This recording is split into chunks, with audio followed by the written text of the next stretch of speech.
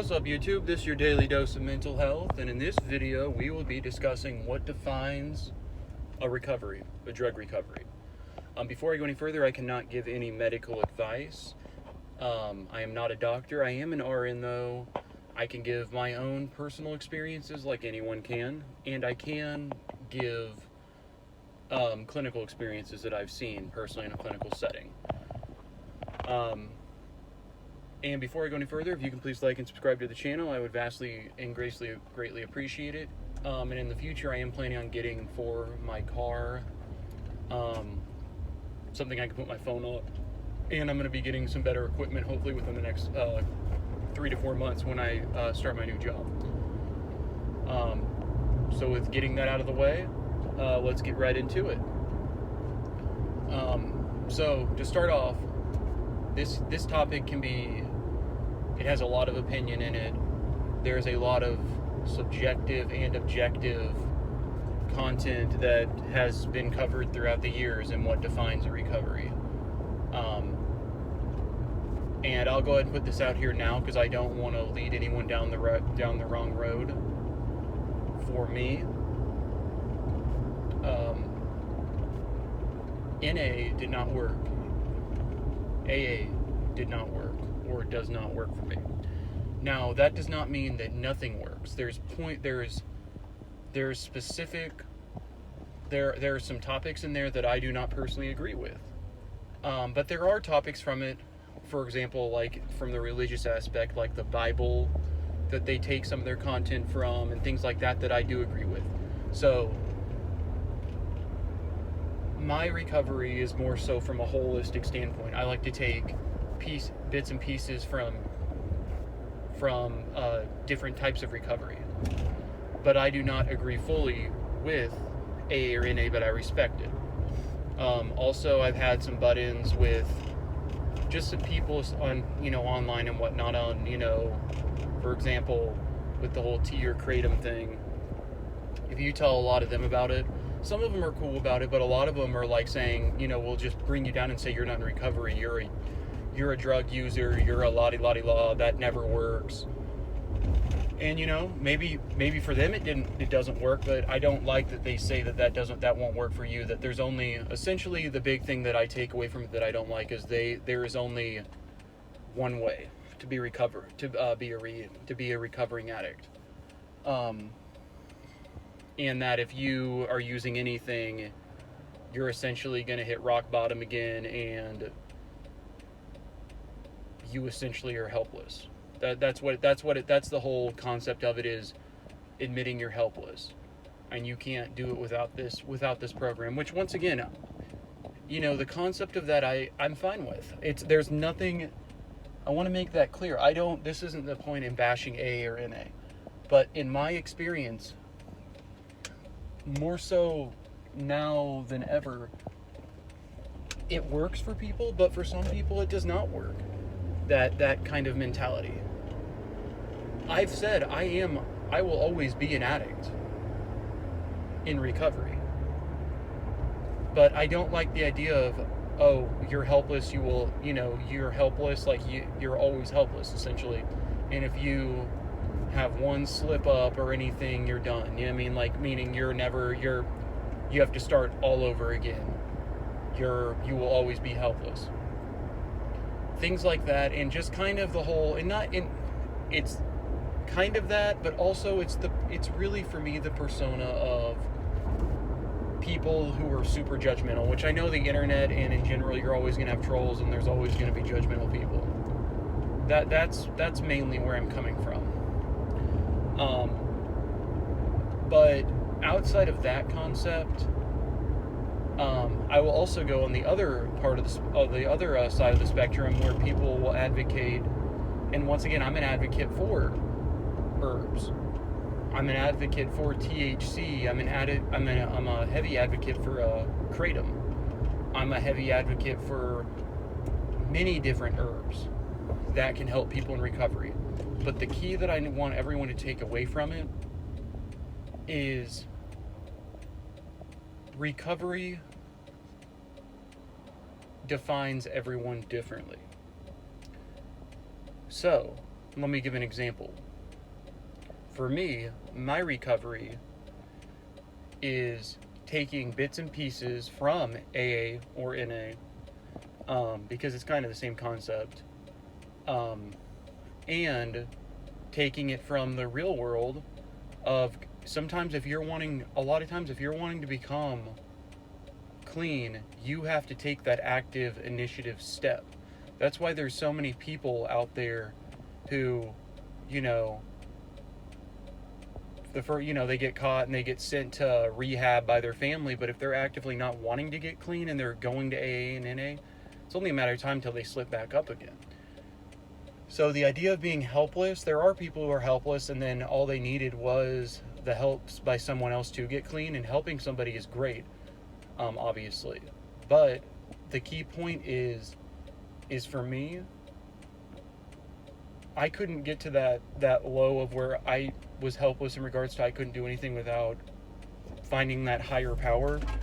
For me, I found that taking my own initiative, my own active initiative in getting clean and looking for resources that could help me and benefit me, and getting online and finding these herbs, that is what helped me. Because the more active I became in my own recovery in wanting to get clean, the higher chance of me becoming clean. And that's what leads me into the other side, as I was saying, about like you actively seeking sobriety and finding resources that help you and finding tools that help you. For me, finding there's a group I'm a part of on Facebook. It's called Herbal Recovery. I'm just going to say that. And it really helped me. It's been, for the last couple of years, it's been a true lifesaver, because there's a lot of we're a like-minded group of people who don't hate on each other. I mean, there's always here and there that person, but we respect everyone's recovery. And I want to make this very clear once again, and I want everyone to know this. I am not bashing A or NA. If that is what works for you, that is amazing. But for me, what helped me, as I was telling you, was kratom. It's a tea from Southwest Asia. And I used it, and I'm not going to go into details. I've got some videos about this, but that is one of my tools that helped me, as well as ashwagandha, which I have a video on, and just living a holistic life. And I slip sometimes in regards to how I'm eating and sleeping, eating and getting bad nights of sleep. But for me, my recovery, which helped me all around, was, taking bits and pieces. So as well, eating healthy, making sure I'm eating fruits and vegetables, making sure that I am exercising. Exercise is actually, I would say, one of my biggest parts in my recovery to this day. But as it stands in today's society, there's a persona still out there that because somebody is using herbs or even THC or whatever it is, that is not considered recovery, which can get in the recovering addict's mind, and can only can trick their own minds, and then they end up slipping and saying, well, dang, I'm not clean. But let me just tell you, if you're living, as I've said, what I define sobriety as, if you're living a happy life, a clean life, and you are not slipping,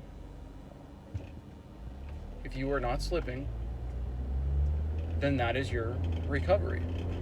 If you are, let me make this clear, if you're taking Suboxone, Subutex, for example, heroin, if you're taking methadone, and that is what is personally working for you and keeping you clean, then that is awesome. It's all about, and that's what I was talking about at the beginning with subjective and objective thinking. Your subjective recovery, I think of it in two ways.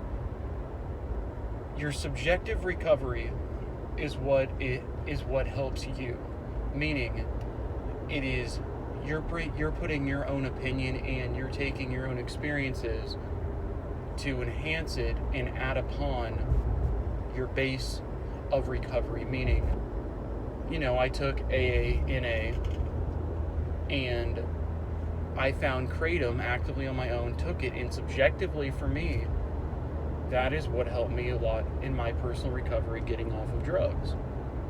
Now, objectively speaking, from an objective standpoint, you know, people make an argument that, objectively, anything, and this is what you have to remember, anything that is pleasurable can be considered a drug, which is 100% true. So my point to this is caffeine can be a drug, sugar can be a drug, anything can be a drug objectively. But for some reason, over time, we have taken the concept of deeming things that are not FDA approved, which is under as well the objective thinking.